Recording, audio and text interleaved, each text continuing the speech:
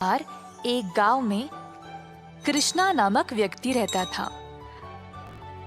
हर रोज वह दूध से घी बनाया करता था और अपने गांव के बाजार में बेचता था। यही थी उसकी रोजी रोटी कमाने का जरिया। अपने शुद्ध और मजेदार घी के लिए कृष्णा बहुत मशहूर था।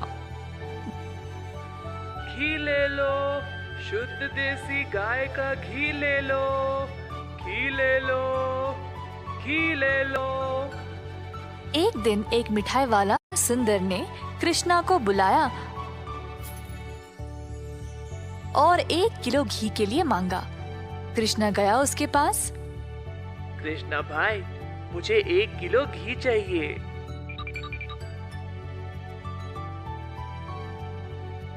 कृष्णा घी को तोलने लगा। जब सुंदर ने देखा कि घी कितना शुद्ध था, तो वह अपने आप को रोक ही नहीं पाया। सुंदर ने और घी लेने का निर्णय लिया।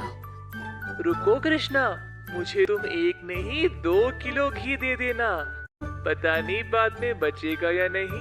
तुम्हारा घी सबसे शुद्ध है और मुझे स्वादिष्ट मिठाई बनाने में मदद करता है। ओ बढ़िया जी, धन्यवाद सुंदर साहब। ये लो आपके 2 किलो घी। सुंदर ने खुशी से घी लिया और फिर दोनों अपने अपने रास्ते चले गए। जैसे कृष्णा चलता गया, गांव के लोग उसको एक एक करके घी खरीदने बुला रहे थे। दोपहर तक सारी घी बिक चुकी थी, क्योंकि वो घी था ही इतना स्वादिष्ट। अपनी कमाई लेकर कृष्णा अपने भाई कुशल के पास दूध खरीदने गया, ताकि वह अगले दिन के लिए और घी बना सके।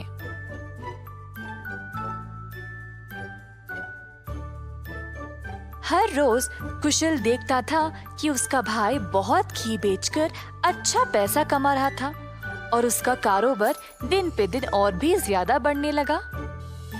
भाई, मुझे 5 लीटर दूध चाहिए घी बनाने के लिए। ओह, अभी तो मेरे पास नहीं है 5 लीटर। क्यों ना तुम शाम को आ जाओ, मैं तुम्हारे लिए बाजू में रखूंगा।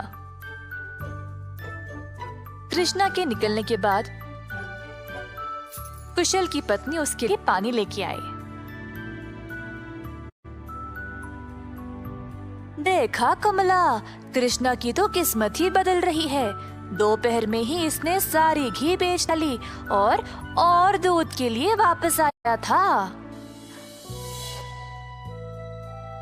आप सारा दूध इनको ही दे देते हो ना, क्यों ना इस बार आप दूध में थोड़ा सा पानी मिला के दो। इस तरह हम भी ज्यादा पैसा कमा सकते हैं। कुशल ने अपनी पत्नी की बात मान ली और शाम को जब वह गाय से दूध निकालने गया, तो उसने दूध में पानी डालकर कृष्णा के लिए बाजू में रखा। अब कुशल रोज यही करने लगा। धीरे धीरे वह पानी की मात्रा और भी बढ़ाने लगा। अब कृष्णा इस बात से अनजान समझ नहीं पाया कि उसकी घी की शुद्धता दिन पे दिन कम क्यों होती जा रही। इस वजह से उसके बहुत सारे ग्राहक भी कम होते गए। अब कृष्णा दूध की गुणवत्ता को जांचना चाहता था, तो उसने दही जमाया। जब दही जमा, तो उसने ऊपर इतना सारा पानी देखा। शायद गाय की सेहत ठीक नहीं है, इसीलिए अच्छा दूध नहीं दे रही होगी। मैं कुशल को ये बात बोलता हूँ। जब कृष्णा कुशल के घर गया, तो उसने अपने भाई और उसकी पत्नी को दूध में पानी मिलाते हुए देख लिया। अब उसको समझ आ गया कि उसकी घी की शुद्धता इतनी कम क्यों हो गई थी। ना जानते हुए कि वह क्या करे और बिना कुछ कहे कृष्णा वहाँ से निराश होकर चला गया। अब कृष्णा ने अपनी कमाई से 2 गाय खरीदे और खुद दूध निकालना शुरू किया। अब फिर से कृष्णा अच्छी वाली शुद्ध घी बनाने लगा। कृष्णा ने अपनी एक छोटी सी दुकान खोल ली, जहाँ पे वो शुद्ध देसी घी बेचने लगा। उसी समय सुंदर उसके पास आया और बोला, हाय कृष्णा, पिछले कुछ दिनों से घी कुछ ठीक नहीं है। मेरे मिठाइयों के लिए अच्छे ग्राहक थे, केवल आपकी शुद्ध घी की वजह से। उम्मीद है अब आप अच्छा घी बना रहे हो। मैं चाहता हूँ कि मेरे ग्राहक वापस आ जाए। आप ये 2 गाय देख रहे हो, ये मैंने ही लाए हैं अब खुद दूध निकालने। अब से मैं ही दूध निकाल रहा हूँ, तो आज से घी भी सबसे बढ़िया मिलेगी। जैसे दिन बीतते गए, अब कृष्णा से और लोग घी खरीदने लगे। कुछ ही दिनों में कृष्णा ने और गाय खरीदे। उसने कुछ नौकरों को अपनी दुकान पर काम पे भी लगाया, हाथ बटाने के लिए।